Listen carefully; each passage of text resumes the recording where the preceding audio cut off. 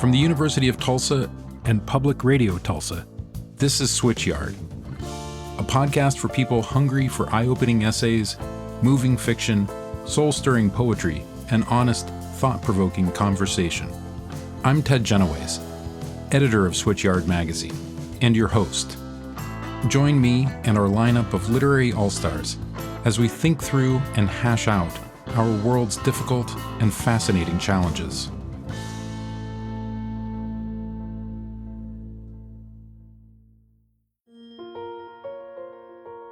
In January, just after the inauguration of Donald Trump, Switchyard organized a gathering of journalists from across the country to discuss how we would go about covering the new administration. We gathered together the biographers of Michelle Obama and Mitch McConnell, authors of books about the Koch brothers and the family, about Amazon and Google and Facebook, about the rise of white supremacy and the cash value of racism. We featured writers and editors for the New York Times, the LA Times, the New Yorker, the Atlantic, and Mother Jones, for StoryCorps, This American Life, and Reveal. We also had musicians, filmmakers, novelists, essayists, and poets. As we had hoped, the gathering was a source of solace, a call to action and a chance to recommit ourselves to our values and best practices, and a rekindling of our belief in the power of storytelling in all its forms. In these unprecedented and difficult times, we are once again reporting on a president who characterizes journalists as enemies of the state and jokes about killing us. And he empowers and emboldens state and local officials to indulge their most authoritarian impulses. Here in the heart of Tulsa, on the grounds of the Tulsa Race Massacre and the end of the Trail of Tears, we have state officials who have sought to block the teaching of that history while requiring schools to buy Bibles branded with the new president's name. The solemn question each of our panels addressed: what are we going to do now?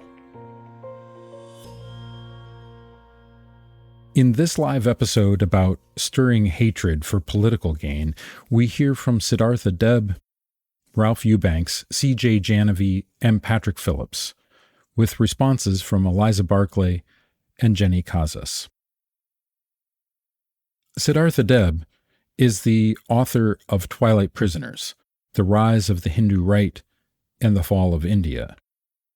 Ralph Eubanks is the author of A Place Like Mississippi, A Journey Through a Real and Imagined Literary Landscape. C.J. Janowy is the author of No Place Like Home, Lessons in Activism from LGBT Kansas. And Patrick Phillips is the author of Blood at the Root, A Racial Cleansing in America. Our moderators are Eliza Barclay, the climate editor for the New York Times opinion section, and Jenny Casas, a senior radio editor for Reveal.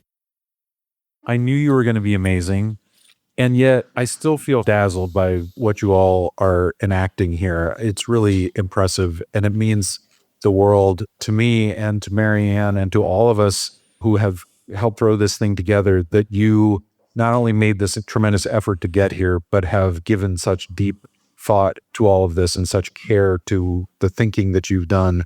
And I'm so eager to keep this rolling, but I just did want to take a moment of pause, even in the midst of this, to say how grateful we are and how amazing all of this is. Thank you so much. I'll turn it over. Eliza.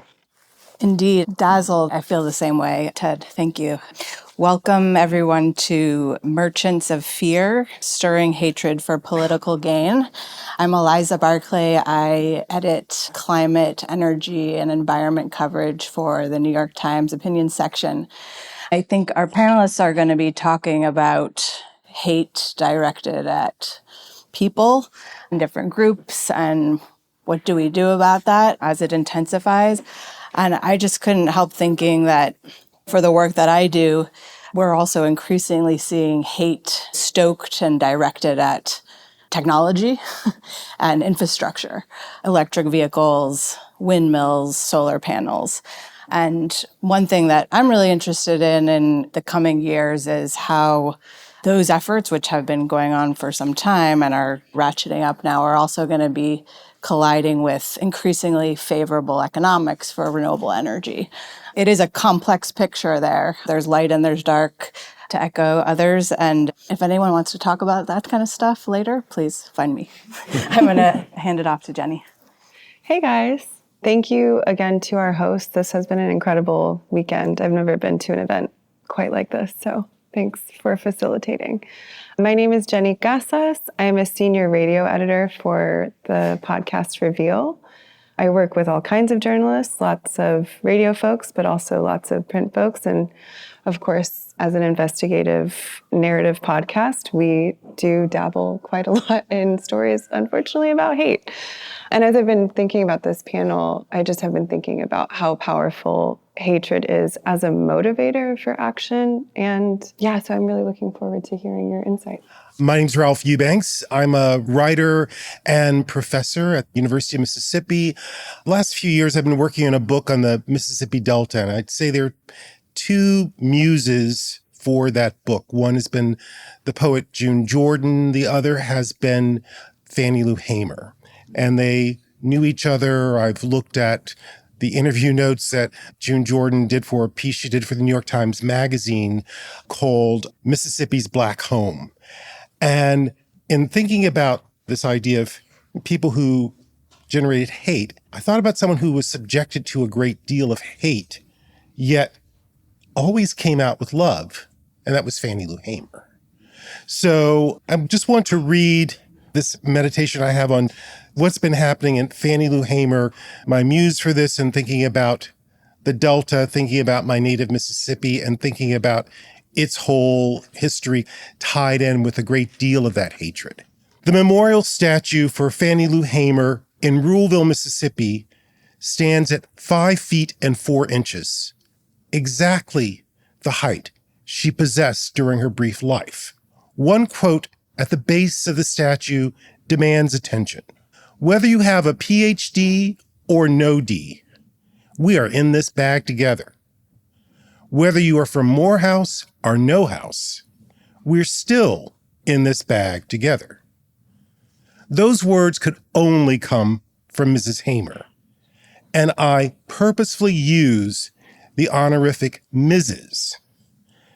because it was denied her for much of her life. Yet the sentiments couldn't be more relevant. Many Americans today willfully ignore that the direction of this country affects everyone, not merely a select group. As Mrs. Hamer wanted the world to understand, there is more that unites than divides us when you believe we're in this bag together. In the Trump era, we have fallen far from the vision of a united, beloved community that Fannie Lou Hamer and the activists of the civil rights era envisioned. The idea of the beloved community did not come to be simply as a lofty utopian goal. Instead, it was conceived as an achievable vision, but only if American society focused on ending historic inequities connected to race, poverty, hunger, and the criminal justice system. But the dismantling of the idea of the beloved community did not begin with Trump, nor did it begin when Chief Justice John Roberts stated in an integration case that the way to stop discrimination on the basis of race is to stop discriminating based on race. Nor did it start when Ronald Reagan symbolically began his run for the presidency by proclaiming support of states' rights in Neshoba County, Mississippi, only a few miles from where the 1964 Freedom Summer murders took place. The desire to dismantle racial progress always existed in American politics and culture, hidden in plain sight. As a white politician in Tuscaloosa, Alabama, declared in June 1964 to a civil rights activist about the fight Tuscaloosa's Black citizens had just waged for equal rights, one that resulted in an event known as Bloody Tuesday that same year. Just give us 50 years, and we will take it all back. The effort to take back racial progress began as a slow, calculated process more than 5 decades ago, and a second Trump presidency is only part of this process. The systems of power and greed that shaped the Mississippi Delta that Mrs. Hamer knew have simply manifested themselves in other regions and places. It is as if we all live in the Mississippi Delta now. Despite all the hurdles she confronted, Mrs. Hamer never gave up her struggle toward equality, whether it's renewed attacks on voting rights or forces that seek to dismantle education. Like Mrs. Hamer, Americans must not give up on a vision of racial equality. Working against the forces that seek to pull America back into the past will be difficult. As I teach the civil rights movement in the years to come, I will remind students of Mrs. Hamer's belief that nobody's free till everybody's free.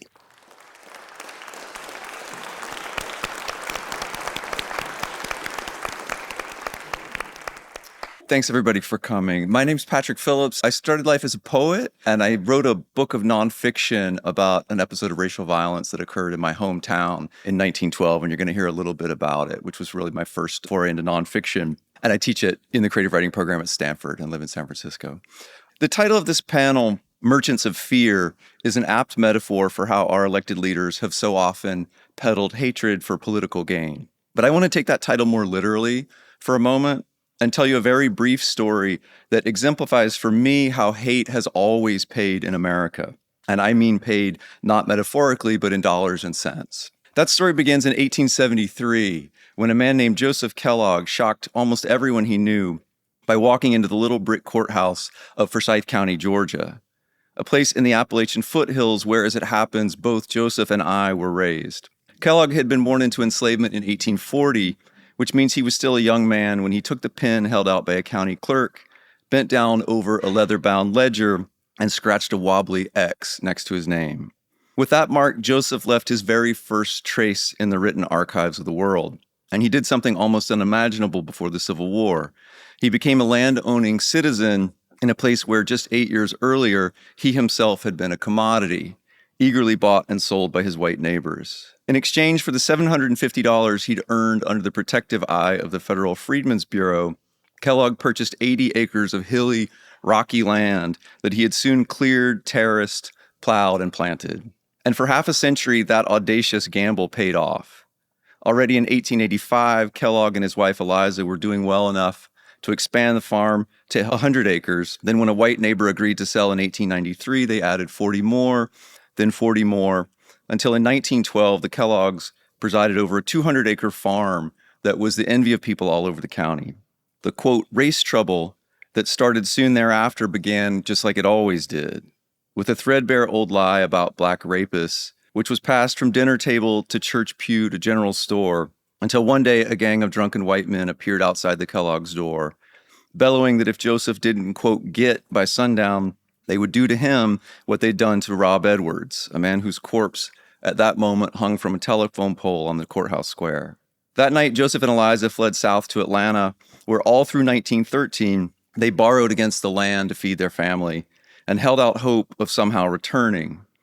But as the shootings, church burnings, and dynamiting of black homes continued, it became clear that their beloved farm was now surrounded by people who would never let them be.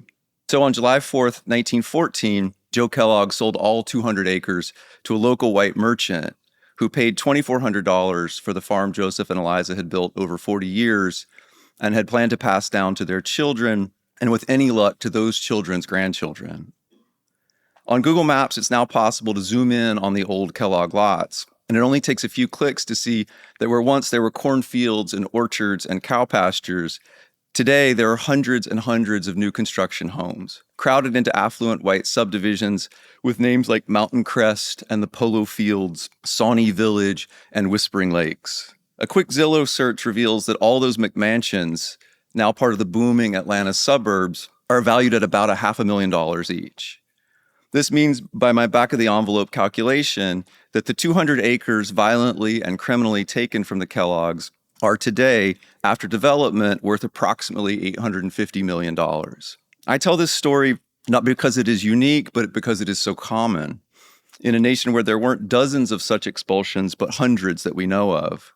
And according to historian James Lowen, many thousands more that are still waiting to be documented. These include well-known attacks like the Greenwood Massacre right here in Tulsa, and countless others where whole communities were wiped off the map, and where the crimes committed against Black property have been willfully forgotten by most white people, who go on quietly reaping a windfall, oblivious as to what once happened in the places where they live. In this first demoralizing week of the Trump administration, I've continued to research this history, not because I believe justice is anywhere on the horizon, and in fact, it feels a lot further away than when I first published a book on this theme 10 years ago. And I keep going not because I think that my work is going to change anything anytime soon. Instead, some days I carry on in the hope that if ever there is a national will to atone for these injustices, then knowing the truth will be a necessary precondition for repair and reconciliation. But most days, I confess, I sit down at my desk without any hope at all. Only admiration for Joseph and Eliza Kellogg's epic resilience and a stubborn conviction that telling their story is simply the right thing to do. Thank you.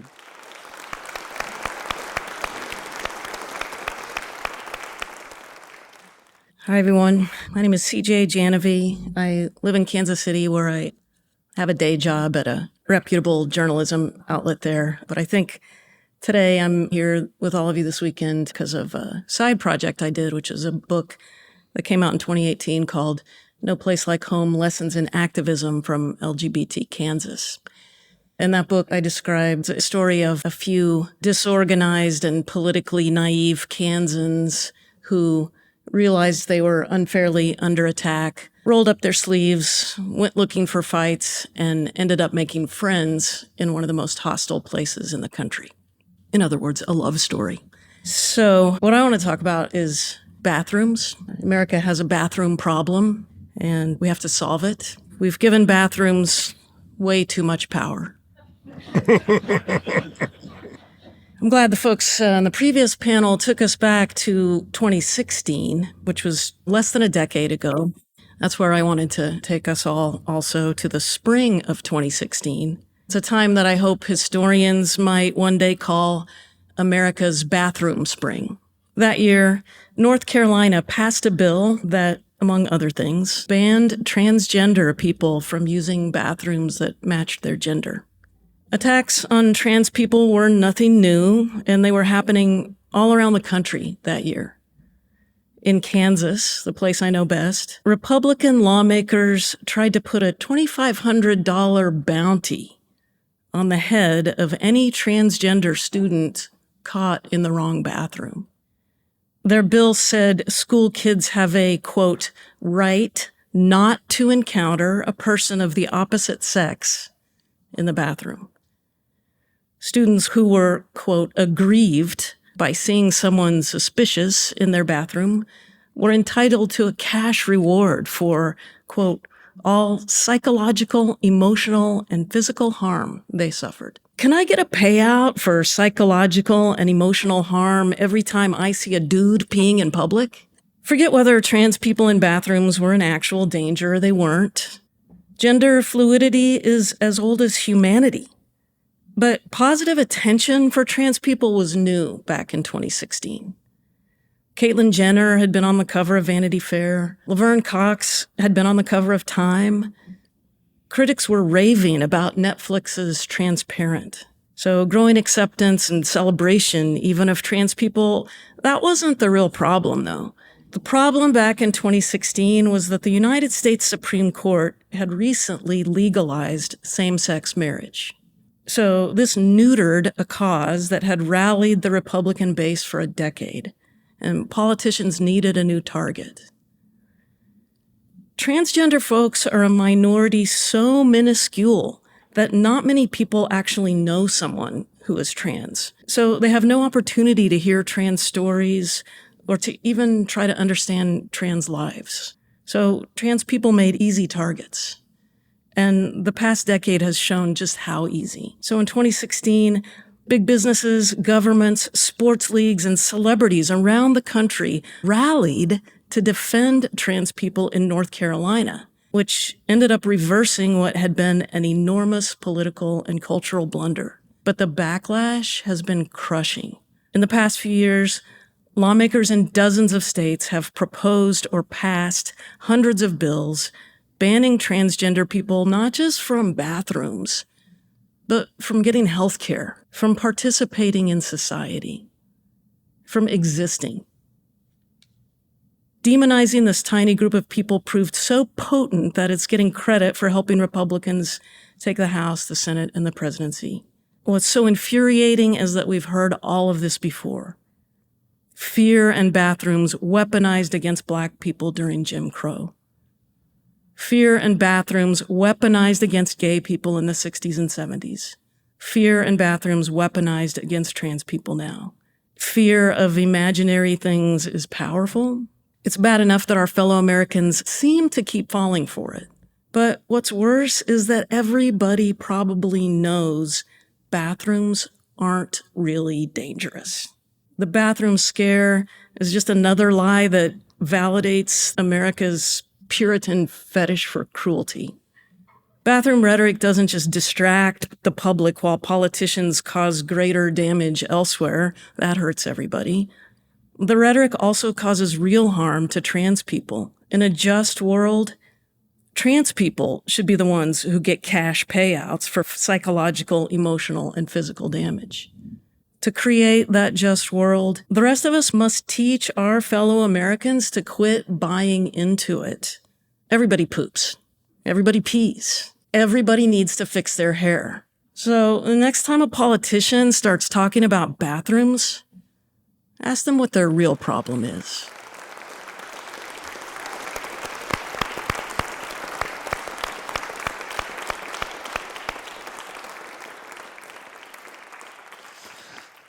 Thanks, everybody, for being here. And the panels have just been all amazing, which is why it sort of put pressure on me. When I came in, I said, I've got it all written out, but then I had to rework it.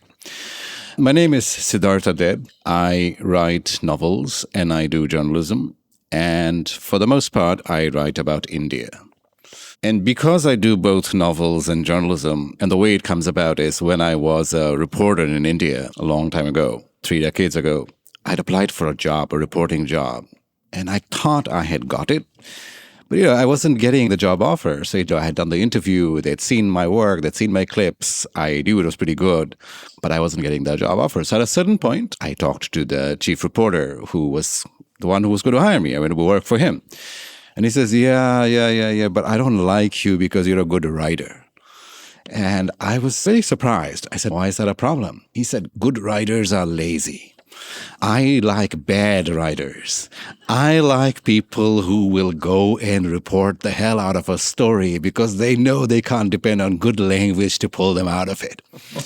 And you, I'm afraid, are a really good writer, so you probably will just show up for the last 10 minutes and you'll put in some nice language. So anyway, I did eventually get the job, but I didn't actually take it because I went to a different place. But there's always this thing in me that when I get a reporting assignment, I have got to get all the details. I can't be a lazy writer. So last February, I got a reporting assignment. I got to write about American politics, which I had never really done before. I've been writing about India for about nearly 3 decades. But last February, I traveled to South Carolina to write about the Republican presidential primaries. And I remember thinking when the assignment came in that no self-respecting writer with the misfortune to live in our times could turn down this chance to see Donald Trump and American dysfunctionality in full flow in person. For over 2 decades, I've written extensively about the breakdown of Indian democracy, the incredible damage that neoliberalism has done to it, and its virulent turn towards Hindu nationalism. Having tracked that perilous trajectory from the disenfranchisement of Bengali-speaking Muslims in the distant border state of Assam, which is close to where I grew up and where my father entered as a refugee in 1947, From writing about that to the building of a garish Hindu temple on the site of a demolished mosque in the heartland of the nation, very close to Delhi. Having done all this, how could I say no to seeing the American variant of this in some form? Nothing that Trump did or said on that windy, cloudy afternoon inside a basketball stadium emblazoned with giant flags was unpredictable. But there is a value to the details, to reporting, to the granular experience. And that, for me, came not from Trump's energetic, incoherent, and always personalized performance, but from the adoring crowd in whose company I watched the show. The limitations of that crowd, its racism, its sexism, its innate sense of America First superiority, and its conspiratorial gestalt of the world is well known, especially in wealthy liberal enclaves in New York, like the ones I often live in or work in. These are limitations that Trump's supporters share with Hindu nationalists in India, which is fairly predictable. What is more disturbing is the ways in these traits are often shared by many people nominally opposed to Trump. Those in the West who have been able to watch a genocide unfold in Gaza for over a year, and people who have applied to Palestinians, Arabs, and Muslims the same atavism that Trump and his supporters and Modi and his supporters manifest towards migrants, minorities, women. This isn't very surprising to me, given the blatant support in the United States for the majoritarian project of Narendra Modi. Since Modi's first national victory in 2014, he has been quoted by every president, from Barack Obama to Joe Biden to Trump, his regime largely cheered on by media, by liberal media, and by Silicon Valley. In June 2016, I wrote a profile of Modi for the New Republic with Ted Ross as my editor for that piece, who is sitting here. Until that point, there had been really no critical profile of Modi in Western mainstream media. The only full-length profile until then was a long piece by Robert Kaplan in Atlantic Monthly, which was a largely admiring piece as Modi as a man who gets business done, but with a slight unfortunate side habit of massacring Muslims. So in June 2016, when I wrote a 10,000-word profile of Modi for New Republic, Modi had just been invited by Obama to address a joint session of the Congress. A few days later, in a discussion on NPR, Alyssa Ayers, a former Obama official and a fellow at the Council on Foreign Relations, debated me on my piece, saying that my critique of Modi and India was unfair because India was a fledgling democracy. This was generally in keeping with the fawning coverage of Modi in the New York Times, in The Economist, and always seen as this man who was admirable in his ability to cut through unions, bureaucracies, and to push through privatization, and to produce many billionaires, which India is rather good at now. So, the Hindu right's admiration for Hitler and the Italian fascists has easily been papered over by the Modi government's close ties with Israel, as has its widespread use of the Israeli spyware Pegasus to carry out clandestine surveillance of journalists and civil rights activists, and to plant malware and false evidence on people who are then held for years, sometimes decades, in prison under anti-terror laws. Somebody I interviewed in 2014 just died. A disabled person, activist, just died last couple of months ago from this extensive incarceration. When Mark Zuckerberg and Facebook worked assiduously to support the Hindu right in its widespread campaigns of misinformation and hate speech, that too was just seen as business as usual. The truth is that neither Modi nor Trump rose from nowhere or were simply voted in by so-called bad guys. They emerged from a global system that values violence and wealth over all else, one that will not come to terms with climate collapse on a planetary scale, that will not come to terms with the kind of inequality and precarity that majority of the world population lives in. One that divides the world into winners and losers, into advanced democracies and fledgling democracies. If you measure the world in this manner, it is always going to be fertile territory for fascism. The exit from this is never going to be simple.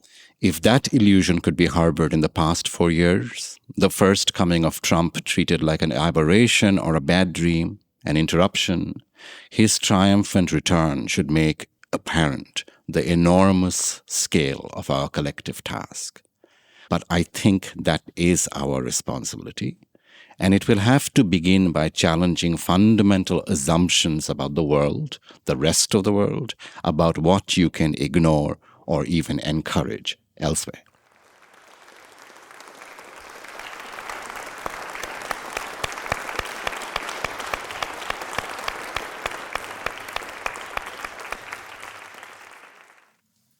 I wouldn't mind just following up right away on that. I think you make such a fascinating point, Siddhartha, about this combination of violence and wealth that we can see in both Modi and Trump. And it seems to me the exit may be very long. Is that also how you see it? Could you just say more about what you see as the exit from this powerful combination that we're seeing, not just here? Yes, absolutely. So I'll backtrack to my work about India because that is really what I do in detail. But when I started writing about India, India was seen as a success story even before Modi in the Western media. I had a very, very difficult time convincing editors, and I did. There are enough good editors here, present company included, who have allowed me to do that. But even before Hindu Right, I started by writing about inequality in India when Modi wasn't in power. Modi was in power only in Gujarat, which was significant because that's where, and I'm going on record saying these things. It's not safe to say these things, but I've written about it. It was a massacre perpetrated with Modi in charge. I mean, it's documented. But there was another kind of violence that was going on in India, which is that the IMF, the World Bank, neoliberalism, the big dams, the big corporations came in, and everybody said this is an amazing thing. As public assets were being stripped off, were sold to private companies at below market rates. And that's how we got all our billionaires. That's how. So now there is Adani is a kind of a name now, the Indian billionaire Adani. There are questions about him in Wall Street. There's a case against him in New York. But this has been happening for a long time, this impoverishment, immiseration. And at the same time, there was a kind of accompanying intolerance, a violence towards minorities, towards women, towards everyone who's marginalized. These things went together. And there was this notion that, these things are separate. Capitalism, neoliberalism can function in India. You can have an absence of public jobs, unions, protections from the environment, protections for consumers. These things can all be taken away. You can just create wealth, and that creates democracy. This has been pushed at the whole world.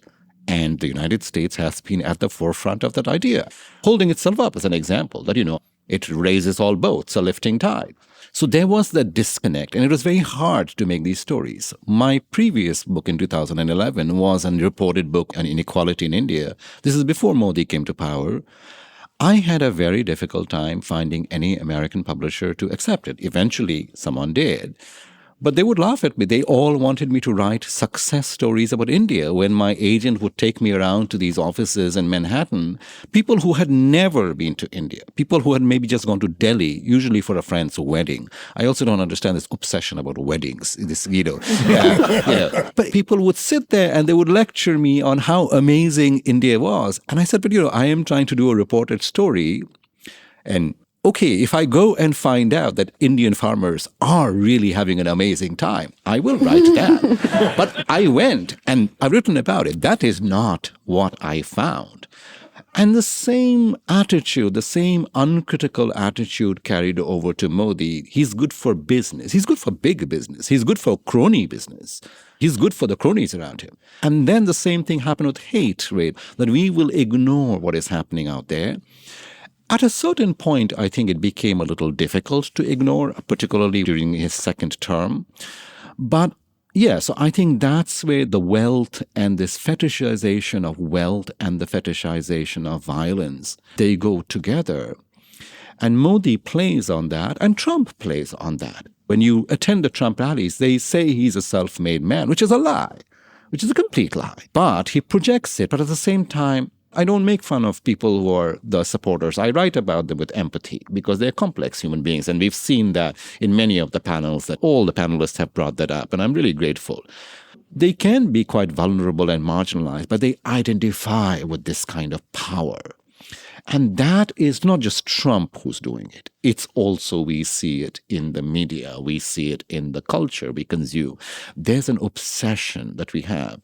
And in India, I've seen it play out, therefore, and it gets displaced into the hatred for minorities, often because minorities are seen as poor, and they often are, and they are also seen as leeching off the system. And then so that is an argument for running down public health care, public hospitals, that the poor will take it over. These undeserving poor will take it over.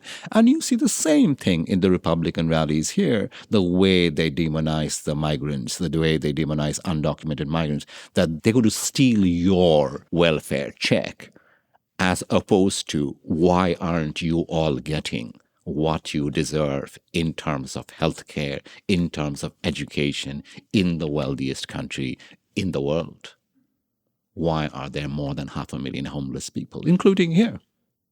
And they're not all undocumented migrants. Why are they there? So yeah, there is a whole connection, and that's what I've seen again and again. Anyone else want to? I mean, I will just say, thinking about Siddhartha's comments with Modi and hate, there's a thread going through here, whether it is people's perceptions of India, people thinking about the poor getting things. It's the same thing in the Mississippi Delta. Those people don't deserve it. Or the obsession with bathrooms, which I've never been able to really connect with. And then it all, as you said, it goes back to economics and how we have taken from Black people and say, well, why haven't you come up with some generational wealth? Well, it's all been taken in some way. So that's really the connection that I see. And I teach a class on Southern rights and activism. I have to go in on Tuesday and teach the next section of The Strange Career of Jim Crow, which is called a recapitulation to racism. And I'm looking forward to it, but then again, I'm not, because I see the same thing that I'm reading that's happening in the 1890s. I see that being played out again, but on a different stage. And like you, Siddhartha, I have been to a Trump rally. I went to one in 2016 in Madison, Mississippi, because the circus was in town. I thought I should go see the circus. And when I got there, it wasn't what I expected at all. There's a lot of very wealthy, well-dressed people in fancy cars. And that was the moment I knew we were in trouble. I guess I can pick up on that just to say the connection between hate and money. The county I come from has also produced Marjorie Taylor Greene. She went to South Forsyth High School. Her father was a home builder in Alpharetta, just on the other side of the county line. So the kind of Atlanta suburban sprawl that is Forsyth County, where this purge happened in 1912, is now in the top 25 wealthiest counties in the country. It was rednecky backwater when I grew up there in the 70s and 80s, and it's now really, really wealthy. And I'm working now less on the subject of my first book, which was about the racial violence, but I'm really working now on the aftermath and kind of the comet tail of effects that is still going on, and the ways that that event is still impoverishing. I've gotten to know a lot of the descendant families. It's still impoverishing those families, and it's also very much enriching a lot of the white people who live in that environment. And one of the reasons I wanted to work on the money is that I got worried when I went around with the first book that I had sort of inadvertently created a containment vessel for white people's guilt. They would come to my readings and say, that was so great. I'm just so glad we're past all that. And it's amazing to not see race anymore. And I'm so glad that America's not racist. And I would sort of go like, I don't know if we were at the same talk. Like, I'm not sure you heard any of what I actually said. And that was an uneasy feeling that I had given them place in the past to put all of this. I did a reading in Forsyth County, and they were living often on land that was taken from those families, and their own prosperity and the greatest share of their wealth was from the land. But they didn't see any connection between their life and the events that I was describing. And then when you start following the money trail, there's a straight line from one to the other. So that was one of the reasons I got interested in the money part. I often use in my class this line from Hartley's The Go-Between: the past is a foreign country. They do things differently there. But these days, the past is not so much a foreign country. I think we're living in that past. And I also tell them, my job here is not really just to take you into the past, but to help you see the connections between the past and the present. And I think because we are people saying, I'm so glad we're behind that. So many people think we are so far behind that. And instead, we're living out elements of that past once again. Well, the whole point of this past election was to take us back there. So, I mean, it got sold to us also. But I guess the thing that I keep coming back to is someone who's been writing about the Mississippi Delta, which I see as the mirror to the way that American income inequality has risen up. And a lot of people, when I tell them that I'm working on that, and I'll say that, well, the Mississippi Delta is this mirror to America. They say, oh no, it's kind of this place unto itself. And I say, well, yes and no. But if you begin to look at the way that power has been wielded there over, the past century and a half, it really mirrors the way that power has been wielded elsewhere in the country. There are lots of Mississippi Deltas in this country. And I go places and I see them. I spent time in Appalachia this summer just because I spent time in Martin County because it has the same poverty demographics as Sunflower County in the Delta. Yet the racial demographics are totally flipped. Yet the way people are looking at things are completely different there. It's very Trumpy County. I feel like I'm going to take us in a different direction, but that's good. I think y'all have been talking about some of the benefits of that hatred, and I wonder if you would reflect on your own relationship to hatred, what it does for you, and how it informs your work. I think for me, I grew up during the Civil Rights Movement. I was in the first class to be fully integrated in 1970 in my little town in Mississippi. There were protesters outside that day with brooms and mops saying they're going to sweep us out like trash. And my parents told me, you are going through this so your children don't have to. And now my children are having to go through it. And that's, I think, for me is the most, I guess, I don't know if that answers your question. That's kind of my relationship to it. I keep coming back to this. Why did we allow that to happen? How did we allow that to happen? And when I began to look at the end of the civil rights movement, I realized that everyone had PTSD. And then when I was reading June Jordan's piece on Mississippi's Black Home, it's 1970. She's celebrating being back in Mississippi. And there are all of these people, activists, and their children that she's interviewing. They're going through integrated schools at the same time. And I realized, I started looking them up. And like me, they all left. So it's like Mississippi, that part, we lost a generation of activists because everybody was tired. And I think that maybe because we were tired, we didn't realize it was a continuous struggle rather than this is the end of something. In a weird way, I am old, but I feel even older in that Forsyth County, where I grew up in the 80s, was a place where the Klan marched on the 4th of July. Like when I was in the Little League parade when I was a kid, the Klan would be there throwing bubble gum. They sold donuts at the four-way stop. And then there was a march in 1987 where Hosea Williams came to Forsyth County to protest the continued segregation of it as a white county.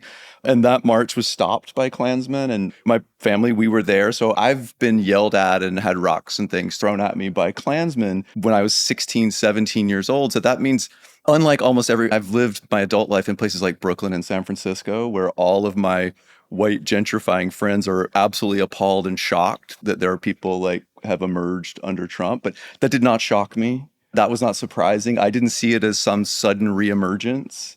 I saw it maybe as a more public revelation of what's always been there under the surface. So that was part of the place where I grew up. The N-word was the only word anybody used to refer to people of color. It was a place where the bigots had won in 1912. They succeeded, and they kept it all white into about the early 90s. So we were 30 miles north of Atlanta, but we were in this bizarro place frozen in time as far as race goes. And my family were not like that, but those were the kids I went to school with and the people I was around.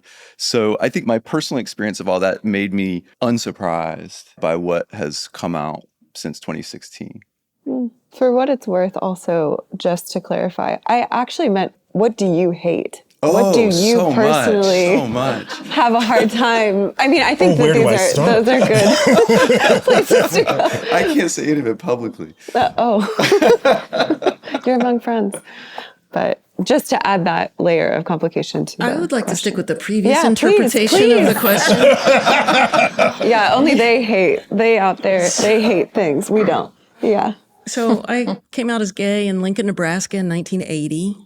And I moved to San Francisco. I got there about 1982. And AIDS was just beginning. And I ended up getting a job at a gay rights organization at the time. So everybody hated us. The Reagan administration hated us. The United States Supreme Court in 1986 said that it was perfectly legal for a police officer in Georgia to go into a man's bedroom and arrest him for having consensual sex in the privacy of his own home. That Supreme Court decision didn't get overturned until 2003, I think. And people were dying, and the pharmaceutical companies were not working quickly enough to create medicine. And when they did, they charged immoral prices for it. And Ronald Reagan laughed at us. So someone in the last session blamed Reagan for where we are right now. And I just that connects to the economics of it all as well. The income inequality that's driving much of the hate. So I've been thinking a lot the last week, especially about how our community responded and the most effective responses. And they were all around art. They were all around beauty, creating beauty. And specifically, I'm thinking about the AIDS quilt that covered the National Mall in 1987. If gay people couldn't go home to die in the loving arms of their family members who had disowned them, they took an art form that was made by mothers and grandmothers and made it their own and spread it over the National Mall. And if you've ever seen the panels of the AIDS Memorial Quilt, they are among the most beautiful things I think may be created in this country. And symbolism in protest, like the Silence Equals Death graphic that's a pink triangle against a black background with a very stark silence equals death text below it, created by a collective of artists in New York City. And all of these images that accompanied protests and humor, like when we protested that Supreme Court decision in 1987, there were hundreds of protesters and there were hundreds of police outside trying to protect the Supreme Court. And because we knew AIDS wasn't spread by physical contact, but the cops wore yellow dishwashing gloves anyway as an expression of derision toward the protesters. And the protesters chanted about, these are fashionable gays, pointing out to the cops that their gloves didn't match their shoes. And when you ask that question, I guess I hate mean people. I don't know. But I think I've been thinking a lot this whole weekend about, especially after that last panel, just about how much we have to incorporate the artistic impulse into the response and humor also. I think I'll stay with the first one. I mean, if you want to find out, what I really hate, that's in the books. You've got to read the books, and both the fiction and the nonfiction. Actually, you will see what the hatred, the obsessions are. But like I said, I grew up in the border part of India, and I was born there. But my father was a refugee from the partition. Again, I blame everything on the English, half jokingly. But I think when I was like 9, there were these killings that happened, and my parents sent me away, and I did not really understand what was happening. But then I came back, and they were targeted at minorities. So that's when I first got being called a foreigner and realized I was a minority. And even though I'd been born there, there was this whole experience of being a minority in otherwise quite a complex, beautiful place. It wasn't just one thing. But then when I moved to the big cities in India, I realized that now I'm actually the majority and they do the same thing. And so a lot of my writing has, and because my family are Hindu, I'm not, but they were. So that's the whole project of Hindu majoritarianism.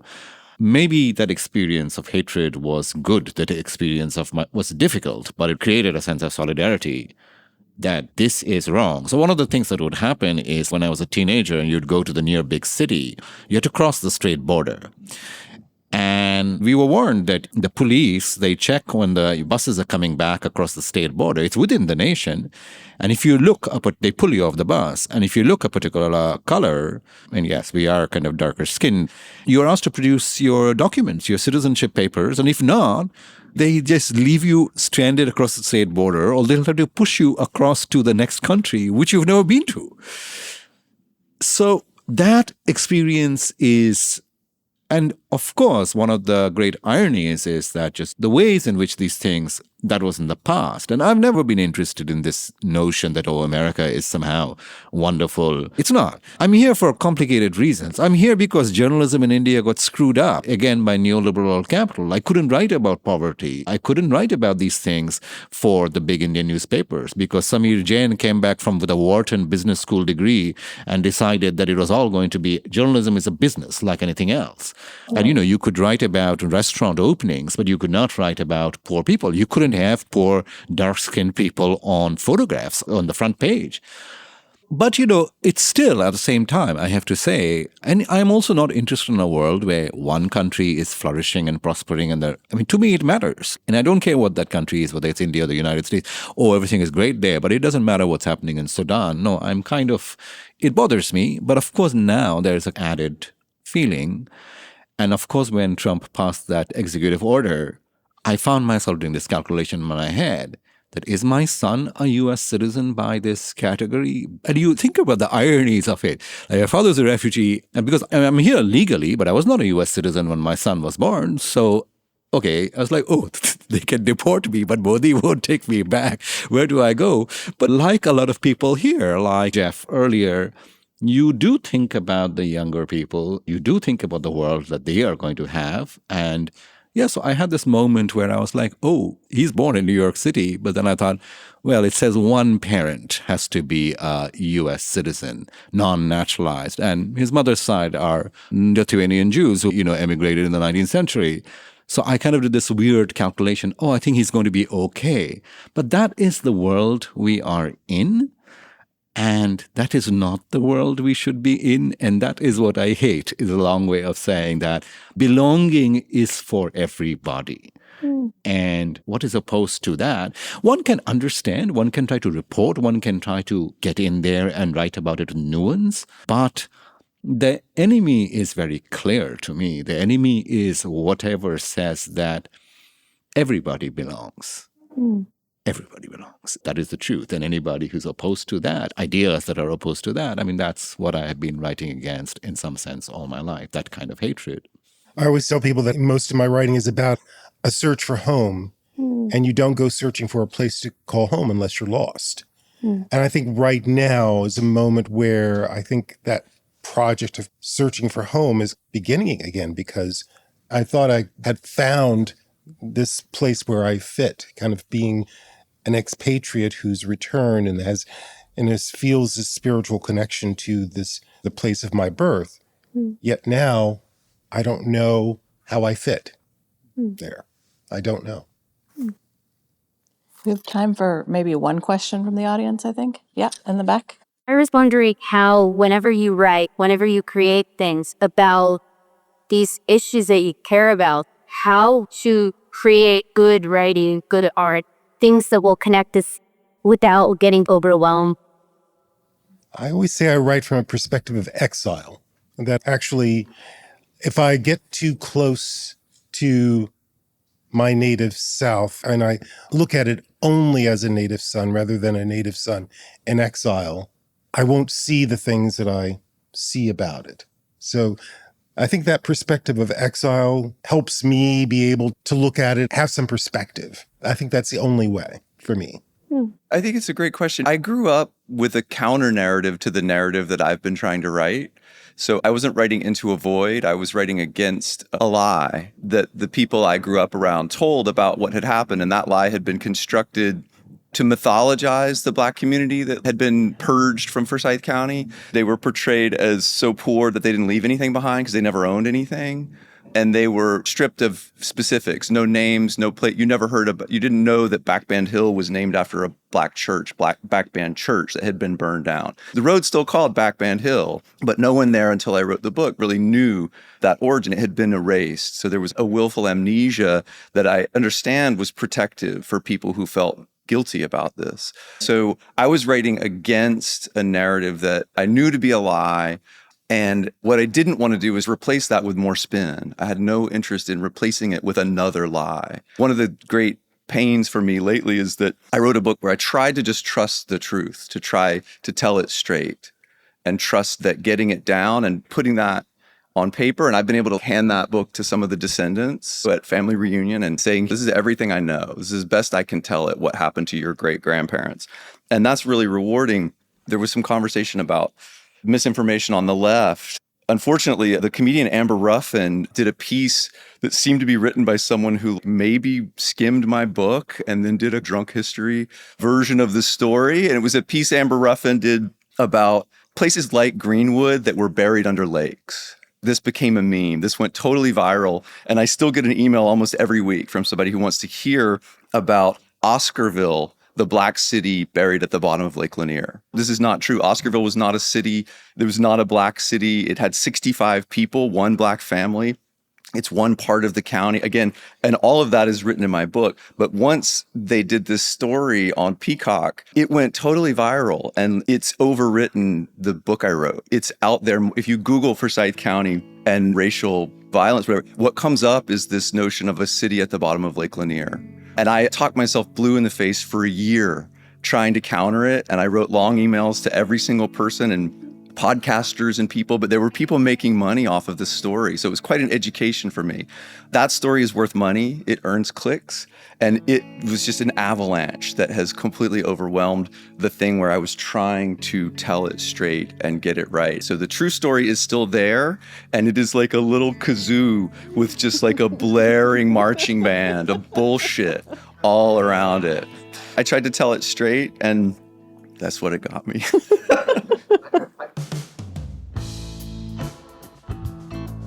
Thanks for listening to Switchyard. I'm your host, Ted Genoways. If you liked this episode and you want to support our podcast, please share it with your friends, post about it on social media, and leave a rating and review.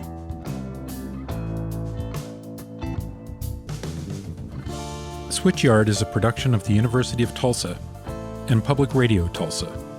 We made this episode with executive producer Marianne Andre and Charles Lipper, Cass Ali, and Aaron Wald at Volubility Podcasting. Special thanks to the Church Studio.